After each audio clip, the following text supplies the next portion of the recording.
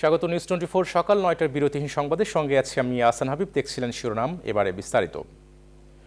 দ্বিতীয় দফা ইউপি নির্বাচনেও দেশের বিভিন্ন স্থানে সহিংসতায় ৮ জনের মৃত্যুর খবর পাওয়া গেছে। এর মধ্যে নরসিংদীর রায়পুরাতে 2 চেয়ারম্যান প্রার্থীর মধ্যে সংঘর্ষে 3 জন ও কুমিল্লার মেঘনায় 2 জন মারা গেছেন।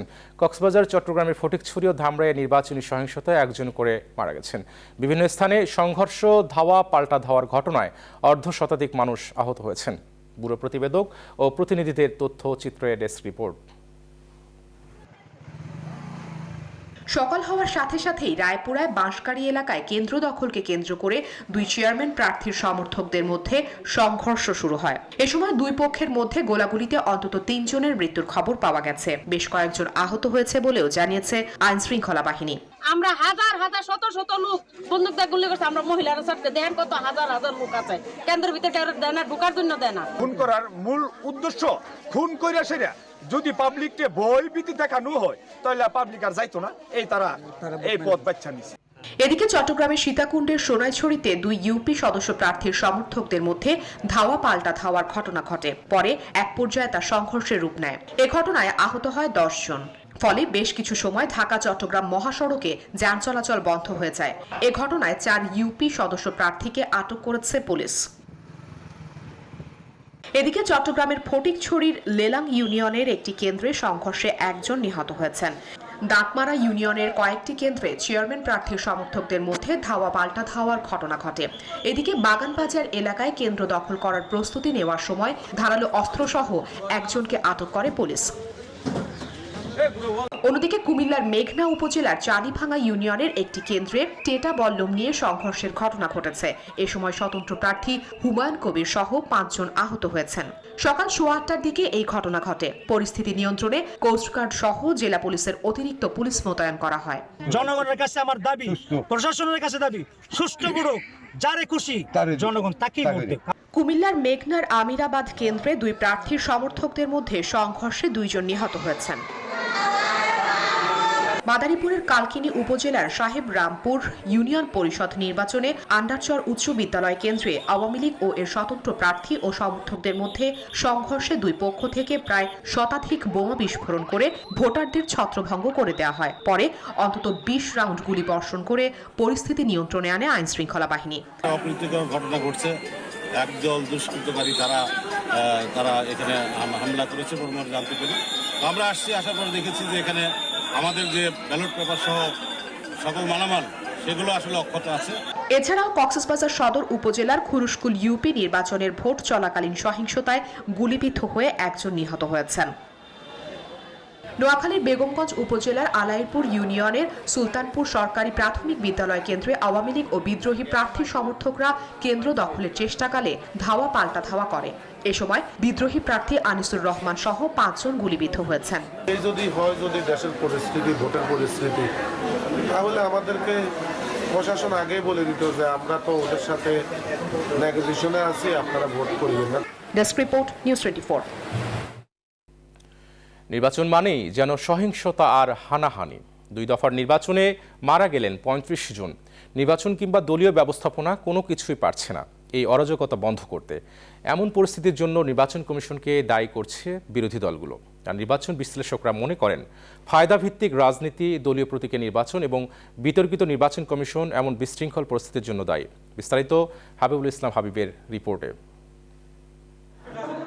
দেশের বিভিন্ন এলাকায় ধাপে ধাপে চলছে ইউপি নির্বাচন, কিন্তু একসময়ের উৎসবমুখর নির্বাচন আর চোখে পড়ে না তেমন। নির্বাচন মানেই যেন মারামারি, হানাহানি একটি নিয়মে পরিণত হয়েছে। শুধু নির্বাচনের দিনে সহিংসতায় মৃত্যু হয়েছে অন্তত 7 জনের।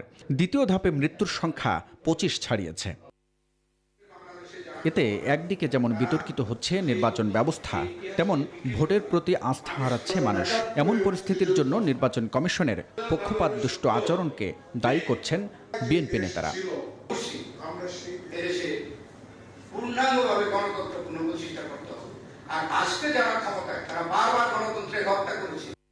আর নির্বাচনী সহিংসতাকে দুঃখজনক উল্লেখ করে আইন শৃঙ্খলা বাহিনীকে দায়িত্ব দেওয়ার কথা জানান আওয়ামী লীগ নেতারা।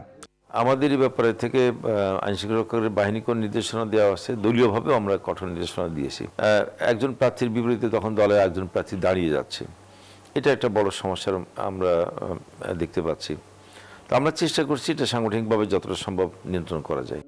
আর সুজন সম্পাদক বদিউল আলম মজুমদার বলছেন, ব্যক্তি স্বার্থে রাজনীতির ধারণা থেকে বের হওয়ার পাশাপাশি নিরপেক্ষ নির্বাচন কমিশন গঠন করা জরুরি, না হলে স্থানীয় সরকার ব্যবস্থা ধ্বংসের পথে পা বাড়াবে। এইসব পদ পদবি পাওয়ার জন্য প্রার্থীরা মরিয়া, তারা সহিংসতা লিপ্ত হইতে দ্বিধা করে না। দলভিত্তিক মনোনয়নের ফলে যারাই দলীয় মনোনয়ন পাচ্ছে, বিশেষত ক্ষমতাসীন দলে, তারা প্রায় নির্বাচিত হয়ে গিয়েছে বলতে নিশ্চিত করে প্রায় বলা যায়। যেখানে পরিস্থিতি বেসামাল, যদি নির্বাচন স্থগিত করত কিংবা নির্বাচন হয়ে গেলেও তদন্ত সাপেক্ষে নির্বাচন বাতিল করতো, তাহলে এগুলো নিয়ন্ত্রণে আনা সম্ভব ছিল। এমন সহিংস পরিস্থিতি জেনেও আগামী নির্বাচনগুলোতে মানুষ কতটা নির্বাচনমুখী হবে সেটাই দেখার অপেক্ষা বলে মনে করেন তারা। হাবিবুল ইসলাম হাবিব, নিউজ 24, ঢাকা। নিজেদের সীমিত সামর্থ্য দিয়ে বিশ্ব সম্প্রদায়ের আর্থসামাজিক উন্নয়ন এবং প্রযুক্তিগত অগ্রগতিতে অবদান রাখতে নিজের ইচ্ছের কথা জানিয়েছেন প্রধানমন্ত্রী শেখ হাসিনা। বৃহস্পতিবার প্যারিসে ইউনেস্কো সদর দপ্তরের সৃজনশীল অর্থনীতিতে ইউনেস্কো বাংলাদেশ বঙ্গবন্ধু শেখ মুজিবুর রহমান আন্তর্জাতিক পুরস্কার প্রদান অনুষ্ঠানে এ কথা বলেন তিনি। বঙ্গবন্ধুর নামে এই পুরস্কারটি সৃজনশীল অর্থনীতি বিকাশে অবদান রাখবে আশা প্রকাশ করে প্রধানমন্ত্রী শেখ হাসিনা। তৌফিক মাহমুদ মুন্নার রিপোর্ট। প্রথমবারের মতো সৃজনশীল অর্থনীতির জন্য ইউনেস্কো বঙ্গবন্ধু শেখ মুজিবুর রহমান আন্তর্জাতিক পুরস্কার দিল ইউনেস্কো। বৃহস্পতিবার প্যারিসে ইউনেস্কো সদর দপ্তরে এই অনুষ্ঠানের আয়োজন করা হয়। প্রধান অতিথি হিসেবে অনুষ্ঠানে উপস্থিত ছিলেন প্রধানমন্ত্রী শেখ হাসিনা। পুরস্কারের জন্য মনোনীত 69টি প্রতিষ্ঠানের মধ্য থেকে উগান্ডার মোটিভ ক্রিয়েশনস লিমিটেডকে বাছাই করা হয়। প্রধান অতিথির বক্তব্যে প্রধানমন্ত্রী শেখ হাসিনা বলেন, বিশ্ব সম্প্রদায়ের জন্য অবদান রাখতে চায় Bangladesh. We also wish to contribute to the socio-economic development and technological advancement for the betterment of the global community despite our limited capacity. We believe that the investment on creative economy will result in realization of the collective aim of furthering socio-economic development and technological advancement. দেশ ও জাতি গঠনে জাতির পিতা বঙ্গবন্ধু শেখ মুজিবুর রহমানের কর্মযোগ্য তুলে ধরেন প্রধানমন্ত্রী Sheikh Hasina. After the independence of 1971, Bangabandhu Sheikh Mujib made the primary education compulsory for all and free. Bangabandhu believed that expenditure on education was the best investment and declared free schooling for girls up to grade 8. প্রধানমন্ত্রী টানা 3 মেয়াদে শিক্ষায় অবদানের জন্য সরকারের নেওয়া বিভিন্ন পদক্ষেপ তুলে ধরেন। The number of pre-primary and primary schools in the country is now 133,000. Of those, 65,566 are government-run schools. Since 2010, free books, now numbering about 400 million copies, are being distributed among students up to secondary level. পুরস্কার পাওয়া উগান্ডার motive creations limited UNESCO স্বীকৃতি সম্মানের পাশাপাশি $50,000 পুরস্কার পাবে। তৌফিক Mahmud Munna, news 24, Dhaka.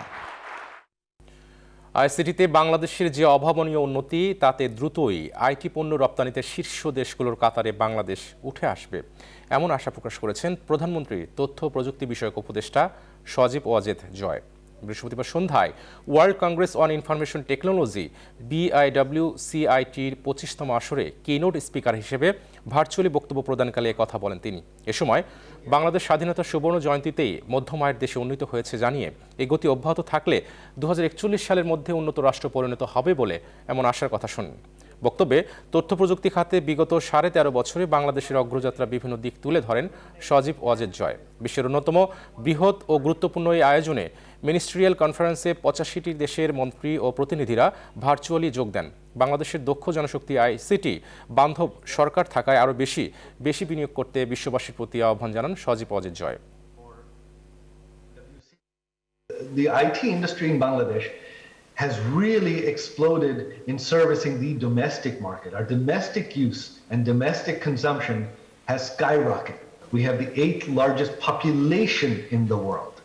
And with the developing economy, with us being a middle-income country, we now have one of the largest middle classes in the world. And so these startups really skyrocketed, especially during COVID. কিছুতে নিয়ন্ত্রণে আসছে না নিত্য পণ্যের বাজার। মৌসুমের শুরুতেও সব ধরনের সবজির দাম আকাশচুম্বী। কেবল নিম্নবিত্ত নয়, এখন চাপ বাড়ছে মধ্যবিত্তদেরও। কেন এই নিয়ন্ত্রণে আসছে না নিত্য পণ্যের দাম, এ বিষয়ে বিস্তারিত জানাতে কুষ্টিয়া, যশোর ও চট্টগ্রাম থেকে যুক্ত হচ্ছেন সহকর্মী জাহিদুজ্জামান, রিপন হোসেন ও ফাতেমা জান্নাত মোমো। শুরুতে আমরা চলে যাচ্ছি যশোর থেকে যুক্ত হচ্ছেন সহকর্মী জাহিদুজ্জামান। শুরুতে আমরা চলে যাচ্ছি কুষ্টিয়া থেকে যুক্ত হচ্ছেন জাহিদুজ্জামান। জাহিদ, শীত মৌসুমের শুরুতে সাধারণত সবজির দাম কমতে শুরু করে, এবার সেরকম কোনো লক্ষণ দেখা যাচ্ছে না, এর কারণ কি?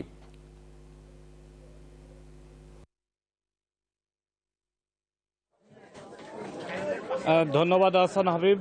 কুষ্টিয়ার বাজারগুলোতে নিত্যপণ্যের দাম আগে থেকেই বেড়েছিল, তারপরে আবার নতুন করে প্রতি সপ্তাহে নতুন নতুন নিত্যপণ্যের দাম কিন্তু আবার বাড়তে থাকে এবং ক্রেতাদের ভাষায় এটা বলেছে যে তারা বাজারে আগুন লেগেছে এবং তারা বলছেন এটা দীর্ঘমেয়াদী মূল্যস্ফীতির মধ্য দিয়ে চলছে দেশ এবং আবার ডিজেলের মূল্য বৃদ্ধির কারণে কৃষি পণ্যতে আরো নতুন করে প্রভাব পড়ছে। আমি কিছু পণ্যের দাম আপনাদের জানিয়ে দিই আগে। আজকে কি পণ্যের দাম বেড়েছে নতুন করে দাম বেড়েছে বেগুনের, তারপরে পটলের, তারপরে আপনার শসা। বেগুন কত হয়েছে? বেগুন এখন পাইকারি যাচ্ছে 50 টাকা কেজি। আর মরিচ কত বিক্রি হচ্ছে? মরিচ বিক্রি হচ্ছে 70-80 এরকম। আর ফুলকপি 50 টাকা কেজি। সিম বিক্রি হচ্ছে 70 টাকা কেজি পাইকারি। পটল বিক্রি হচ্ছে 32 টাকা কেজি। এখন শীতের শুরুতে আমরা জানি এসব সবজির দাম কমে, কিন্তু এখন কেন বাড়ছে? এখন বাড়ছে, কেবল শুরু হয়েছে তো, শীতটা কেবল শুরু হয়েছে, বৃষ্টি বাদলা শেষ হয়ে গেছে, আস্তে আস্তে কমে যাবে এই আশা করা যায়, আস্তে আস্তে কমে যাবে। আহসান হাবিব শুনছিলেন, আসলে এইটা মৌসুম পুরোপুরি শুরু হলে পণ্যের দাম আরো কমে যাবে বলে আসলে ব্যবসায়ীরা আমাদেরকে ধারণা দিচ্ছেন। তবে আমরা দেখেছি যে চালের দামও কিন্তু এখন পর্যন্ত কমেনি এবং যদিও নতুন করে আমন মৌসুম শুরু হচ্ছে, ধান কাটা শুরু হয়েছে, তবে বাজারে যে একটা দীর্ঘস্থায়ী মূল্যস্ফীতি হয়েছে সেটাই আসলে এর কারণ হিসাবে অধিকাংশরা মনে করছেন। কৃষকরাও বলছেন যে তারা আসলে যে দামে উৎপাদন করেন সেটাতে পোষাতে পারেন না, আর মধ্যস্বত্বভোগীরাও কিন্তু এর মূল্য খেয়ে যায়। আমরা যাব যশোরে, সেখানকার খবর জানতে আছেন আমাদের সহকর্মী রিপন হোসেন। রিপন।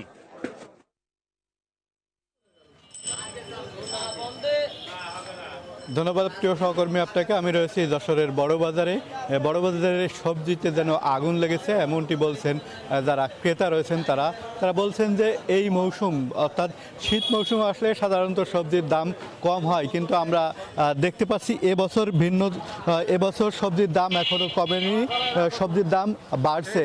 কিছুদিন আগে সবজির দাম কমার একটি কথা বলছিলেন ব্যবসায়ীরা, তারপরে যে ডিজেলের দাম বৃদ্ধি পাওয়ার সাথে সাথে তারা বলছেন যে পণ্য পরিবহন খরচ বাড়ার কারণে এই পণ্যটির দাম স্থিতিশীল রয়েছে, অর্থাৎ দাম কমেনি। আপনাকে যদি একটু সবজির দাম বলি, সিম আজকে এই বাজারে বিক্রি হচ্ছে 100 টাকা কেজি, পটল বিক্রি হচ্ছে 40 টাকা, কচুরলতি বিক্রি হচ্ছে 40 টাকা, ফুলকপি বিক্রি হচ্ছে শীতকালীন সবজি এটি 60 টাকা, পাতাকপি 50 টাকা, কচুরমুখী বিক্রি হচ্ছে 30 টাকা, টমেটো 100 টাকা, বেগুন বিক্রি হচ্ছে 70 টাকা, উস্তে 60 টাকা, মিষ্টি কুমড়া 40 টাকা, লাউ 50 টাকা প্রতি পিস, ঝাল বিক্রি হচ্ছে 100 টাকা, লাল শাক 10 টাকা আটি এবং পালং শাক বিক্রি হচ্ছে 40 টাকা কেজি। সব মিলে নাবিশ্বাস উঠে সাধারণ মানুষের যারা ক্রেতা রয়েছেন তারা বলছেন যে এভাবে যদি দাম থাকে তাহলে তাদের যে আয় সেই আয়ের সাথে সামঞ্জস্যতা হয় না। তারা বলছেন যে এভাবে চলতে থাকলে আসলে তাদের জন্য খুবই সমস্যা হবে। বাজারের জন্য বাজার মনিটরিংয়ের কথা তারা বলছেন যে বাজার মনিটরিং করলে হয়তো এই সমস্যাটা কিছুটা হলেও দূর হতো। তো সব মিলে এই ছিল যশোরের বাজার থেকে আমার কাছে সর্বশেষ। আমাদের আরেক সহকর্মী রয়েছে চট্টগ্রামে, মুমু, সেখান খবর জানবো। মুমু।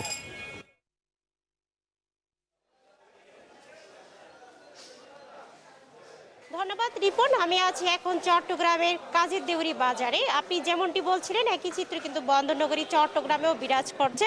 চট্টগ্রামে কিন্তু আমরা সবজির বাজারে এসে দেখেছি বিভিন্ন সবজির কিন্তু ঊর্ধ্বমুখে এখনও রয়েছে। দীর্ঘ 1-2 মাস ধরে কিন্তু এই সব সবজির দাম বৃদ্ধি রয়েছে। তবে যেহেতু শীত মৌসুম প্রায় চলে এসেছে, সব সবজির কিন্তু পসরা সাজিয়ে তারা বসেছে, ক্রেতাদেরও আকর্ষণ আছে, কিন্তু দাম বৃদ্ধি থাকার কারণে কিন্তু সাধারণ মানুষের নাগালের বাইরে এসব সবজি। এখানে সবচেয়ে বেশি দামে বিক্রি হচ্ছে সিম কেজি প্রতি বিক্রি হচ্ছে 120 টাকা, ফুলকপি বিক্রি হচ্ছে 90 টাকা, টমেটো বিক্রি হচ্ছে 140 টাকা, আর করলা এবং মূলা 60 টাকা করে বিক্রি হচ্ছে এবং কাঁকরোল বিক্রি হচ্ছে 100 টাকা, কাঁচামরিচ বিক্রি হচ্ছে 80 টাকা দরে। বিভিন্ন জায়গায় কিন্তু আমরা দেখেছি বিভিন্ন জায়গায় কিন্তু বিভিন্ন দরে বিক্রি হচ্ছে সব সবজি। একটু কথা বলতে চাই, এই যে শীতকালীন সবজি এখন তো পর্যাপ্ত মজুদ আছে, তবুও কেন দাম বাড়তি রয়েছে? এখনো তো ওরকম হনো বাহির হয় নাই, কিন্তু মধ্যে যেটা বৃষ্টি হয়েছে সেই কারণে একটু ক্ষতি হয়েছে, সেই কারণে একটু এখনো যেগুলো বাইর হয়ে যাওয়ার আগ্রহ ছিল এগুলো বার হয় না, এগুলো নষ্ট হয়ে গেছে। পাইকারি বাজারে তো আমরা কম দেখেছি, খুচরা বাজারে কেন দাম? না, এগুলো হলো যশোরের, যেগুলো যশোর থেকে আছে এগুলো প্রতি কেজি 10 টাকা 20 টাকা সস্তা। চিটাগাং সবজির থেকে চিটাগাং সবজি 10 টাকা 20 টাকা বাড়তি টাকা। অসংখ্য ধন্যবাদ। শুনছিলেন এই বাজারে নয়, চট্টগ্রামের কর্ণফুলী, কাজের দেউরি এবং রিয়াজউদ্দিন বাজার আমরা ঘুরে দেখেছি, সবখানেও কিন্তু সবজির সব কিছুই দাম বৃদ্ধি রয়েছে। তো চট্টগ্রাম থেকে এই ছিল আমার কাছে সর্বশেষ তথ্য। আমার সাথে যুক্ত আছেন দিনাজপুর থেকে আমাদের সহকর্মী ফখরুল হাসান পলাশ। আমরা সরাসরি চলে যাচ্ছি সেখানে, তিনি জানাবেন আমাদেরকে সেখানকার বাজার পরিস্থিতির খবর। ফখরুল। মোমো, আপনাকে ধন্যবাদ। আসলে আপনি যেরকমটি জানাচ্ছিলেন, আসলে দিনাজপুরের পরিস্থিতিও কিন্তু একই রকম এবং এখানে কিন্তু শীতকালীন যেই সবজিগুলো আছে সেই সবজিগুলো কিন্তু উঠতে শুরু করেছে এবং বাজারে কিন্তু সরবরাহ ইতিমধ্যে কিন্তু একটু বাড়ছে এবং আমরা দেখেছি যে গত সপ্তাহের দামে বিভিন্ন সবজির দামের চেয়ে এই সপ্তাহে কিন্তু সবজির দাম কিছুটা কম, অর্থাৎ প্রতি কেজিতে যদি আমি বলি 5 থেকে 10 টাকা কম বিভিন্ন সবজি, যেমন ফুলকপি, পাতাকপি এবং আজকে শিমের দামটা দেখেছি, শিমের দামটাও কিছুটা কমেছে। তবে কিছুটা কমলেও কিন্তু দাম কিন্তু রয়েছে একেবারে মানুষের ক্রয় ক্ষমতার একেবারে বাইরে। তো আমি যদি একজন সাধারণ ক্রেতার সাথে কথা বলি, কি অবস্থা আপনার দাম বলেন দেখি। আমরা বাজারে এসে সাধারণ মানুষ হিমশিম খাচ্ছি এবং আমাদের যে আয় ইনকাম, এই আয় ইনকামের উপরে আমরা আজকে বাজার এসে হাবুডুবু খাচ্ছি। সরকার যদি একটি দৃষ্টিভঙ্গ দেখতো তাহলে হয়তো বা আমাদের বাজারটা নিয়ন্ত্রণে আনতে পারতো। তা আমরা সাধারণ মানুষ এমন অবস্থায় করোনার পর থেকে আমরা আয় ইনকামের পর থেকে বঞ্চিত হয়ে গেছি, আর এই বঞ্চিত থেকে বাজারে এসে সাধারণ মানুষ ক্রেতা বা এইরকম ক্রয় ক্ষমতা হারিয়ে ফেলেছে। আপনি শুনছিলেন, আসলে দিনাজপুরের সাধারণ ক্রেতারা বলছে যে আসলে ক্রয় ক্ষমতার একেবারে বাইরে চলে গেছে এইসব সবজি, সরকারের এটা দৃষ্টি দেওয়া দরকার বলে তারা মনে করছেন। তো দিনাজপুর থেকে এই ছিল আমার কাছে সর্বশেষ। ফিরে যাচ্ছি স্টুডিওতে হাবিবের কাছে। হাবিব। পলাশ, আপনাদেরকে অসংখ্য ধন্যবাদ আমাদের সঙ্গে যুক্ত হওয়ার জন্য। দর্শক, দেশের বিভিন্ন স্থান থেকে যুক্ত হয়েছিল আমাদের সহকর্মীরা, তারা বাজার পরিস্থিতি বিশ্লেষণ করছিলেন। এবার চলে যাচ্ছি পরবর্তী সংবাদে। মহামারী করোনার কারণে ভিড় কমাতে সারা দেশের আন্তনগর ট্রেনে এখন স্ট্যান্ডিং টিকিট বিক্রি বন্ধ রেখেছে সরকার, কিন্তু টিকিট না নিয়েই ট্রেনে দাঁড়িয়ে যাচ্ছেন মানুষ। এদের অনেককেই জরিমানা সহ ভাড়া গুনতে হচ্ছে, নতুবা দিতে হচ্ছে রসিদবিহীন ভাড়া। এতে বিপুল রাজস্ব হারাচ্ছে সরকার, বাড়ছে লোকসানের বোঝা। হয়রানি দূর করতে স্ট্যান্ডিং টিকিট বিক্রি শুরুর দাবি জানিয়েছেন যাত্রীরা। জাহিদুজ্জামানের প্রতিবেদনে বিস্তারিত। করোনা মহামারীতে বন্ধ রাখার পর গত 15 সেপ্টেম্বর সব আসনের যাত্রী নিয়ে ট্রেন চলাচল শুরু হয়, কিন্তু আজও বন্ধ রয়েছে স্ট্যান্ডিং টিকিট বিক্রি। যে উদ্দেশ্যে এই সিদ্ধান্ত তা কি বাস্তবায়ন হচ্ছে? ট্রেনে ঠিকই দাঁড়িয়ে যাচ্ছেন মানুষ, উঠছে হকার, আর বেশিরভাগের মুখেই থাকছে না মাস্ক। কিন্তু এই সুযোগে ট্রেনের মধ্যেই যাত্রীদের পকেট কাটছেন টিটি, পুলিশ ও খাবারের লোক। যাত্রীদের অভিযোগ, আন্তনগর ট্রেনে টিকিটই পাওয়া যায় না। বলে আপনাকে এরপরের স্টেশন অথবা আরও দূরের স্টেশনে টিকিট নিতে হবে। এমনকি দেখা গেল যে আপনার যে এরপরের স্টেশন সেখানেও টিকিট পাওয়া যায় না। টিকিটটা যদি মনে করেন যে আগের সিস্টেমে যদি দেয় তাহলে মোটামুটি আমাদের জন্য ভালো হয়। অল্প দূরত্বের জন্য টিকিট দেয় না, কিন্তু ট্রেনের ভিতরে টিটিরা তাদেরকে অনেক ভোগান্তি করে। বাস্তবে যাত্রী না কমলেও কাগজে কলমে ট্রেনের যাত্রী কমেছে টিকিট বিক্রির আয়ও। কুষ্টিয়া কোর্ট স্টেশনে করোনার আগের সময়ের চেয়ে বর্তমানে আয় অর্ধেকে নেমে এসেছে। প্রচুর যাত্রী বিনা টিকিটে এখান থেকে উঠে যায়, ভিতরে ধরেন হয়রানি শিকার হই। আমাদের কাছে অভিযোগ আসে। এভাবেই লোকসানের বোঝা বাড়ছে রেলওয়েতে। ট্রেনের মধ্যে ভাড়া নিয়ে যে হয়রানি হচ্ছে তা বন্ধ করতে এখনই আগের মতো আবার স্ট্যান্ডিং টিকিট চালু করার দাবি জানাচ্ছেন যাত্রীরা। তা করা হলে ট্রেনের রাজস্ব আয় যেমন বাড়বে, তেমনই কমবে লোকসান। জাহিদুজ্জামান, নিউজ 24, কুষ্টিয়া। পৃথিবীর তৃতীয় সর্বোচ্চ পর্বতশৃঙ্গ কাঞ্চনজঙ্ঘা গেল কয়েকদিন ধরে আকাশ মেঘমুক্ত থাকায় পঞ্চগড়ের বিভিন্ন স্থান থেকে কাঞ্চনজঙ্ঘা দেখা মিলছে। সকালে সূর্যের লাল আভা কাঞ্চনজঙ্ঘার চূড়ায় আসার সঙ্গে সঙ্গে যেন আকাশ রক্তিম হয়ে ওঠে, আর বেলা বাড়ার সাথে সাথে ক্ষণে ক্ষণে তার রূপ বদলায়। শুভ্র সাদা বরফে আচ্ছাদিত এই পর্বতমালার সৌন্দর্য উপভোগ করার জন্য দূর দূরান্ত থেকে ছুটে আসছেন হাজার পর্যটক। সরকার হায়দারের তথ্যচিত্রে ডেস্ক রিপোর্ট। ভারতের দার্জিলিংয়ে টাইগার হিলে দাঁড়িয়ে পর্যটকরা যে কাঞ্চনজঙ্ঘা উপভোগ করেন তা এখন পঞ্চগড়ের মাটিতে দাঁড়িয়ে স্পষ্ট দেখা মিলছে। ভোরে সূর্যোদয়ের সময় তেঁতুলিয়ার ডাকবাংলো সংলগ্ন মহানন্দার পাড়ে দাঁড়িয়ে উত্তর দিকে তাকালেই মনে হয় যেন কাঞ্চনজঙ্ঘার সাদা বরফ কাঁচা সোনার রং ধারণ করেছে। বেলা বাড়ার সঙ্গে সঙ্গে আবার সেই কাঁচা সোনার রং শ্বেত শুভ্র হয়ে ওঠে। বিকেলে আবার পশ্চিমে হেলে পড়া সূর্যের সোনালি আলোয় কাঞ্চনজঙ্ঘা মেতে ওঠে রং বদলের খেলায়। শুভ্র সাদা বরফে আচ্ছাদিত এই পর্বতমালার সৌন্দর্য উপভোগ করতে প্রতিদিনই দূর দূরান্ত থেকে ছুটে আসছেন পর্যটকরা। এর আগে দার্জিলিংয়ে গেছিলাম আমরা কাঞ্চনজঙ্ঘা দেখার জন্য, কিন্তু আমার মনে হচ্ছে যে I am very much fortunate যে আমি বাংলাদেশ থেকেই কাঞ্চনজঙ্ঘার এত সুন্দর একটা দৃশ্য দেখতে পাচ্ছি। সূর্য ওঠার আগে আমরা চলে আসছি এবং প্রকৃতির যে অদ্ভুত সুন্দর তা হচ্ছে খালি চোখে দেখেছি। যে সাদা কাঞ্চনজঙ্ঘার চূড়াটা দেখেছি, আজকে আমি সানরাইজিংটা দেখেছি। তো সানরাইজিংটা দেখার ইয়েটা হচ্ছে গিয়ে মানে অনুভূতিটা আসলে অদ্ভুত। পর্যটকদের নিরাপত্তা সহ সব ধরনের সুযোগ সুবিধা নিশ্চিতে স্থানীয় প্রশাসনের পক্ষ থেকে নেওয়া হয়েছে নানা উদ্যোগ। প্রতি বছর এই সময়ে কাঞ্চনজঙ্ঘা পর্বত যেন আমাদের যারা পর্যটক আছেন, ভ্রমণ পিপাসু আছেন, তাদেরকে উঁকি দিয়ে ডাক দেয়। কাঞ্চনজঙ্ঘা পর্বতকে দেখার জন্য ভ্রমণ পিপাসু পর্যটকগণ দেশ এবং বিদেশের বিভিন্ন প্রান্ত থেকে তেঁতুলিয়া ছুটে আসে। কাঞ্চনজঙ্ঘা ভারতের সিকিম ও নেপাল জুড়ে অবস্থিত। এটি পৃথিবীর তৃতীয় উচ্চতম পর্বতশৃঙ্গ। এর উচ্চতা ৮৫৮৬ মিটার। Desk report, news 24। নিউজ 24 বিরতির সংবাদ এখনকার মতো এ পর্যন্তই। এতক্ষণ সঙ্গে থাকার জন্য ধন্যবাদ সবাইকে।